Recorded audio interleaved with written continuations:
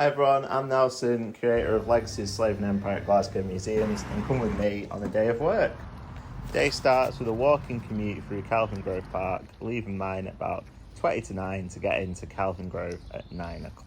Day starts with a bit of admin, a bit of research, so answering some emails, things like that, but also doing some research into our collections and their connections to slavery and empire. Glasgow Museums has an absolutely massive collection with over 600,000 objects, and many of them, like the city of Glasgow, have connections to slavery and empire, so still try to familiarise myself with them and learn a bit more about them and how we can talk about them in our museum spaces and our work in general. And then after that, I've got a meeting with my colleagues Jen and Laura to explore developing sort of like learning and access workshops for our new Glasgow City of Empire display, our new display that explores Glasgow's main connections to slavery and empire.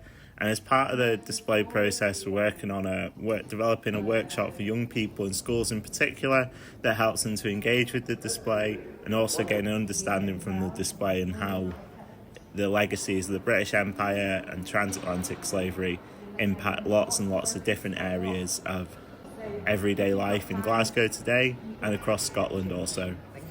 And then after that, it was time for lunch.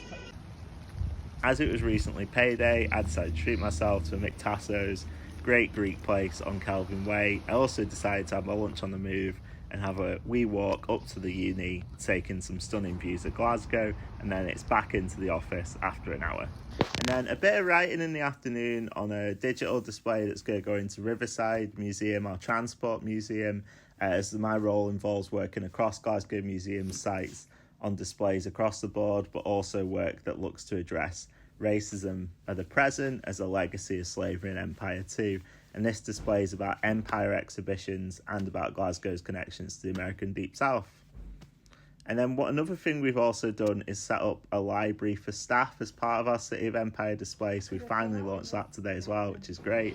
And then a bit of time back in the display looking at a couple of objects to look at some details on them. And particularly think about some of the wider stories we can tell using these objects, including the story of how tea production started in India and things like that. After that, it's 5 o'clock and it's time to go home.